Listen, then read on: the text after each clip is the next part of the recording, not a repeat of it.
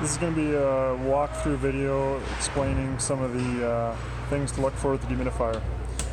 So there's one of these on each side surface. These control when the dehumidifier runs. You can see the right now dew point is 27.4 on this side, and it should be set to 25.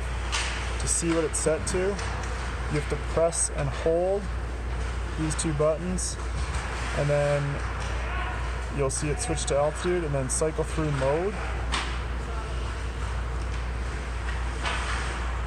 And then when you get to this one where it says relay on, that's your set point. That's the only setting you should ever change in here. And you're only going to have to change it depending on the weather. Sometimes you have to bump it up in the summertime in order to get it to run on the different arenas. So I'm just going to leave it there. And if you ever change a setting, it's good to go back in and confirm. And these units, if they die, they can be replaced. Just talk to Alex or Honeywell. We might even have a spare one in the C-Chem. So these two are hooked into here. In here there's a relay and a fuse. And so if some kid's ball or something hits this fuse and knocks it out, then the unit won't run. A little while ago this fuse holder broke, and then that meant had to replace the fuse in order to get the unit running again. And so what these relays do in here is it controls the dampers that are up above. So AK Arena always gets priority of the two. So if both of them are calling for it, it runs on AK.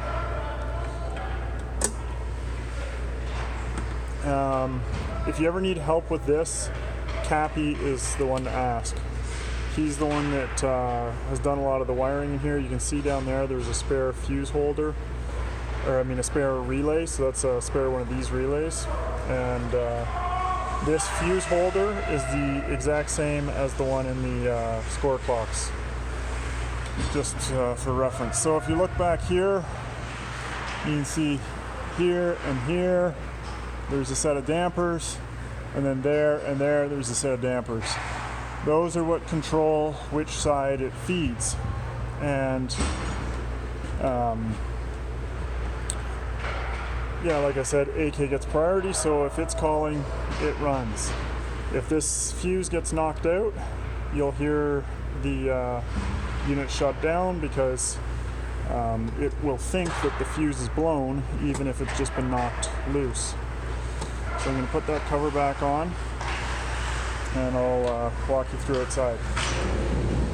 So when the unit's running, essentially what you've got going on, you've got air being pulled in through here, through the filter. That runs the burner. The burner is what dries out the air. So there's a desiccant wheel. The burner is running hot air through that desiccant wheel in order to dry the air out. Right here, that's where the exhaust comes out from the burner air. So that exhaust should be warm whenever it's running. Over here, this is the process air. So the process air is the air in the arenas that's getting moved through. So this one here, this is the return. That's the air coming back. It's going through filters. It's going through the desiccant wheel, and then it's going back to the arenas through there. Over here, we've got the filter access for the process, or for the circulation air. So you've got 3 filters there. So that motor there, that's running your burner air. The motor for the